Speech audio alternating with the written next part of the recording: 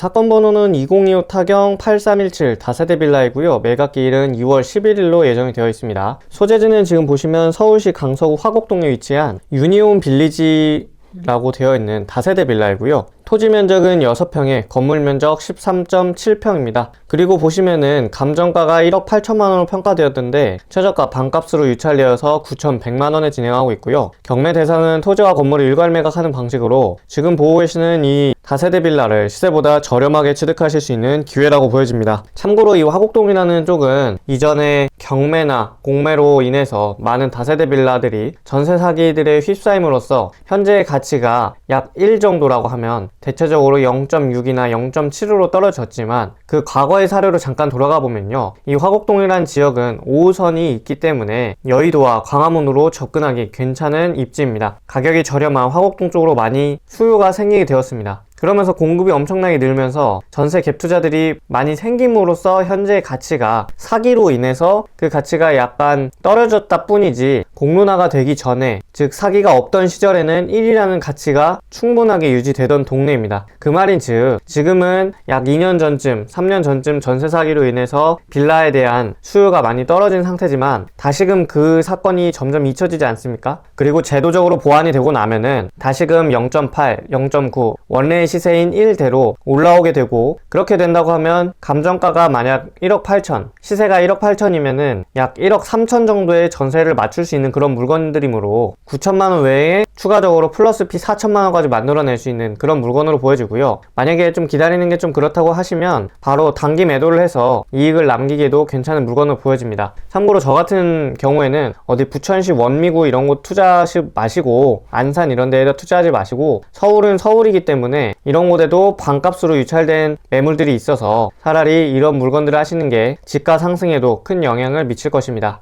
보시면은 대지권 같은 경우에는 1억 2,500만원 평가되었고요. 건물은 5,300만원으로 평가된 사실을 알 수 있습니다. 지금 여기서도 보시면은 이 감정평가 현황에서 많은 비중을 차지하고 있는 것이 이 대지권입니다. 대지권이 건물의 가격보다 약 2.5배 정도 많다는 것을 아실 수 있는데요. 그렇기 때문에 이 건물이 만약에 안산시 단원구나 수원, 시흥 이런 곳에 있다고 하면은 그 건물의 가치는 어디에 있건 5,300만원입니다. 이 정도 컨디션이면. 그런데 서울의 물건이 더 비싼 이유는 땅값 때문이거든요. 토지의 가치는 계속적으로 오를 수밖에 없습니다. 희소성이 있어야겠죠. 그런데 시흥이나 안산 이런 곳들은 희소성이 많지 않다는 것입니다. 오히려 소액 투자하실 분들은 서울에다가 관심을 가지는 것이 맞습니다. 건축물 현황을 보시면요, 주 용도는 공동주택 다세대 빌라이고요. 사용 승인일자는 01년도로 약 25년 정도 된 철근 콘크리트 구조의 빌라입니다. 용적률은 233%이며 지상층수 4층에 지하층수 1층이 있는 그런 빌라라고 보여집니다. 마저 봐보도록 하겠습니다. 제일 중요한 것은 권리 분석을 통해서 안전하게 물건을 받을 수 있느냐이긴데요. 건물등기부등본의 가장 최선 순위로 설정된 근저당권이 한국외환은행의 01년도 5월 23일에 설정된 권리입니다. 그에 비해서 임차인 같은 경우에 지금 점유를 하고 있는지 그것도 미상이고, 전입일자가 01년도 8월 31일인데요. 이 날짜와 근저당권의 날짜를 비교해 보시면 근저당권자가 더 빠르다는 사실을 알 수 있습니다. 따라서 지금 확정일자, 배당요구, 보증금, 월세 이런 거를 낙찰자가 신경 쓰지 않고 대항력이 없다는 사실을 1차적으로 서류를 통해 검토를 하였고요. 그러면은 나머지 건물등기부등본 현황에서 권리 소유에서 낙찰자가 인수하는 것이 있는지 살펴보도록 하겠습니다. 소유권은 이번 경매 절차를 통해서 빼앗기는 과정이니까 당연히 소멸 하고요. 경매 등기도 경매가 끝나면서 소멸하게 되는 등기입니다. 근저당권과 가압류는 민사집행법 91조에 의해서 모두 소멸하는 등기들이므로 낙찰자가 신경 쓸 것은 아무것도 없을 것으로 보여집니다. 그리고 건축물 대장에서 위반 건축물 사항이 있으면 여기에 이렇게 기재가 되는데 공란으로 되어 있는 거 봐서는 위반 건축물 내용도 없고요. 그리고 대지의 위치와 지번, 도로명 주소가 등기부등본과 일치하는지 확인하였습니다. 전유 부분은 다세대 주택으로 45제곱미터라는 것을 공적서를 통해 확인하였고, 건물 등기부등본에 나와있던 내용과 지금 건축물 대장에 나와있는 소유자 현황이 송철모시로 동일하다는 것을 확인하였습니다. 이후에는 감정평가서를 보면서 이 물건이 얼마에 평가되었는지, 그 당시 기준 시점이 1억 7,900만원이고 2025년 2월경에 감정평가서가 작성된 사실을 알 수 있습니다. 건물 외관을 보시면은 저희 물건지 위치는 여고대 위치에 있고요. 임대차 2개에는 지하 주차장도 있고 나름대로 괜찮은 컨디션을 보여주고 있습니다. 방 같은 경우에는 지금 방이 하나, 두 개가 있고 넓은 거실 겸 주방이 있습니다. 발코니가 이렇게 있는 구조고요. 화장실은 하나 있는 것으로 보여집니다. 보시면은 발코니가 작은 거 두 개에 큰 거 하나 있어가 잘 활용만 한다면 면적 자체는 나쁘지 않은 사이즈로 보여지고요. 지금 현황 조사서 보시면은 임대차 관계는 한 명, 아까 후순위 임차인이 있었죠. 덧붙인 전입세대 확인서 주민등록표 등본에는 소유자가 아닌 세대주 박지모 세대가 등재되어 있어서 이등 임차인으로 기재하였다. 그리고 외국인 체류 확인서, 이건 꼭 확인해야 되는 부분인데요.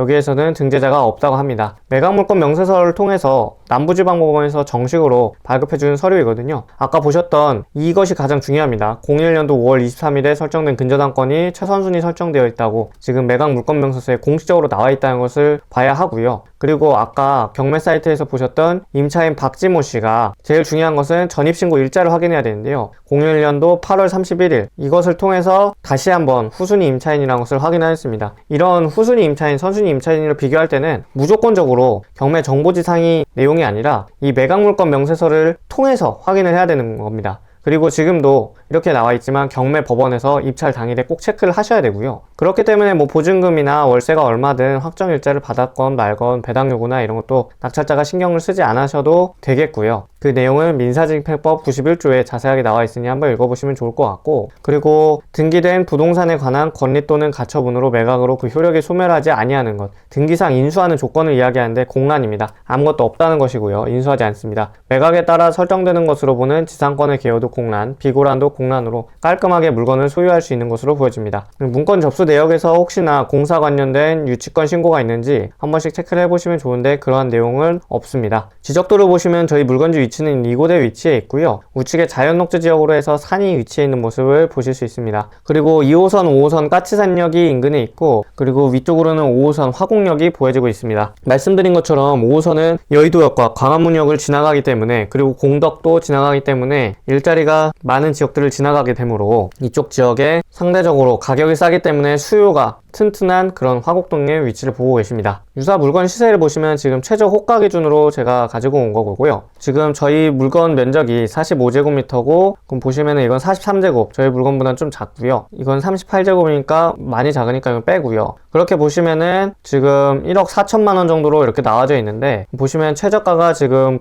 9,100만 원 정도로 보여지고 있습니다. 참고로 이 물건 같은 경우는 5층이기 때문에 아마 대지권이 많이 작지 않을까 이렇게 보여지고요. 그렇기 때문에 지금 이 감정가가 제가 보았을 때는 실제 감정가는 한 1억 5천 정도로 보여지는데요. 이런 빌라 같은 경우에는 사실 내부 인테리어가 돼 있냐 안 돼 있냐가 매우 중요하기 때문에 이 지금 1억 4천만 원이라고 시세 차익이 최소 5천만 원이라는 것이지 더 이상이 될 수 있습니다. 왜냐면 수리가 안 돼 있는 물건일 수도 있기 때문에 그런 거는 좀 참고해서 보시면 되겠습니다. 그 외에 뭐 관리비는 특별하게 빌라에서 크게 비중을 차지하지 않기 때문에 신경은 안 쓰셔도 될 것 같고요. 그리고 보시면 제2종 일반주거지역이고 중요 시설물 보호지구, 공항지구라는 것이죠. 사실 이런 게 있으면 좋은 건 아닙니다. 그래서 뭐 단기 매도를 하셔도 좋고 아니면 전세 풀필을 맞추시는 것도 좋고 이런 방식으로 보시면 좋을 것 같고요. 그 외에 특별한 내용은 보여지지 않습니다. 토지거래 계약에 관한 허가구역 내용이 있지만 경매에는 해당되지 않는다고 여러분 말씀드렸고요. 경매 요약을 보시면 2호선, 5호선 까치산역 인근에 반값수 유찰되어서 시세 차익은 5천만 원 정도가 예상됩니다. 궁금하신 점 있으시면 편한 댓글이나 카카오톡 모임 남겨주세요. 감사합니다.